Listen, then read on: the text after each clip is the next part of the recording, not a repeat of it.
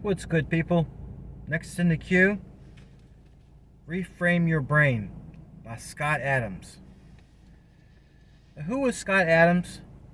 He was most famous for creating the Dover comic books or comics, and he had a show that I came across called Coffee with Scott Adams. It was okay. I had my differences with Scott Adams. I didn't know him personally. Never really talked to him. I was in the chat room for a little while. He would come in sometimes and put my 2 cents in. He was also canceled for saying the same stuff that Chris Rock said in his Bigger and Blacker special. You should check that out. It's pretty funny. Um, uh, but yeah, he wasn't really my type of dude. He was very arrogant and came off as arrogant. And his comeback to that was, well, would you rather consider yourself worthless? Either you consider yourself, you're the bee's knees, or you're worthless. There's no in between for Scott. He died of cancer not too long ago, or some kind of illness, I can't remember. Before he died, he got a award from President Clown Shoes, and that's kind of where I had my differences with him, because he was a big rah-rah for President Clown Shoes, and I didn't understand why, because some of the stuff that happens and has happened during when Scott was alive is like, it perplexes me. But after I read this book, I understand why. Because in Scott Adams' mind, he's always thinking about making the best of a situation, trying to flip the script and trying to turn really horrible things into good things. All right, it's all about perception. He was also a trained hypnotist, and a lot of the good stuff in this book, it comes from self-hypnosis. If you really want to get the best out of this book, it's really how to retrain your mind. But yeah, his stuff with politics, and he was wasn't really a Republican or a Democrat or a liberal conservative. He really didn't have a label. He was just his own dude. But that's one of the things I liked about him, because he would throw shade on everybody. But he was kind of in the bag for President Clown Shoes, and always trying to make it out. Oh, these are 3D chess moves. I was like, dude, come on. And I had to stop watching them. And plus, I've stopped watching a lot of commentary, put more time into actually putting some good knowledge in. But I have to tell you something. This was a fantastic book, and I know that a lot of the reviews that I do, I say these books are great. You should read these books. Well, the point is, I'm not doing a lot of book reviews anymore, or any reviews, period, on stuff that I don't like. Why would I waste my time reading material that's not useful to me, or that I'm not going to enjoy? There's no point in that. What I usually do when I'm getting material, I'll put books, movies, and stuff that I want on my Amazon wish list. And sometimes you can get it for a penny. But what I'll do is I'll just go check out the library for free, and then take it off my wish list. But this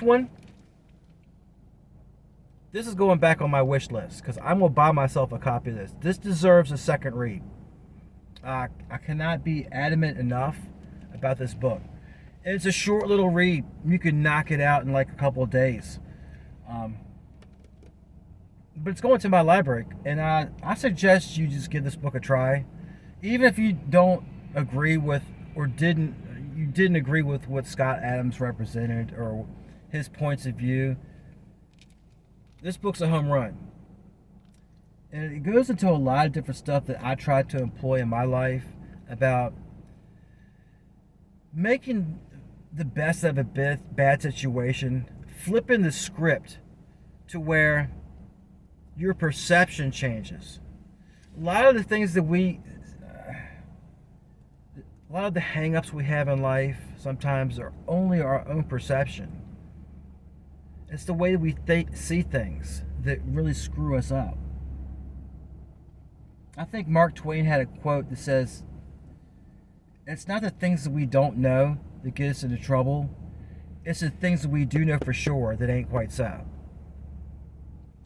We get ossified in our own minds sometimes about our own beliefs, our own points of view, our worldview, and we become wedded to it. We become addicted to our own BS sometimes. And it's really good to break out the mold and to just like explore new options. And that's what this book is good at doing.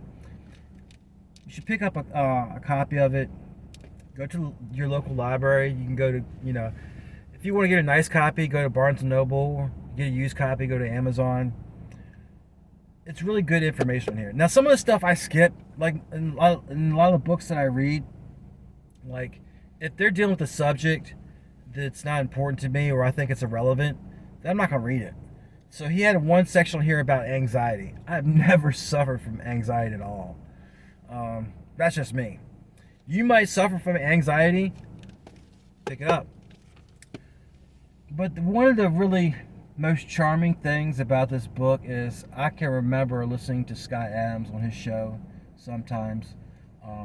Coffee with Scott Adams. It's still on the internet right now. You can go check it out, but he's gone now. And when I was reading this book, it was like I could hear his voice in the back of my mind. It was like he was reading it. I could hear his voice in the words in this book, and it was kind of touching, really. Sometimes when people pass away, it's like, wow, we lost something. You can't really put your finger on it. So I could hear his voice when I was reading this book. Granted, I had my issues with him, but he's all right. I never read the Dilbert comics or any of that stuff, or I never took his points of view too seriously because lots of times they were wrong. But he did something really good right here. And just ask yourself, or just take this point. Scott Adams made himself rich. He worked his butt off to make those comics, got famous, got canceled, wrote some good books. What kind of person do you want to be in this world? Do you want to be a producer, or do you want to be a consumer? Do you want to produce stuff that people are going to enjoy after you're gone, or do you just want to be out there a mindless consumer? Ask yourself that question. Reframe Your Brain by Scott Adams. If you like these videos, make sure to like and subscribe. It helps me out with the algorithms. I'm going to put some links below in the comment section. Until next time, people, give peace a chance.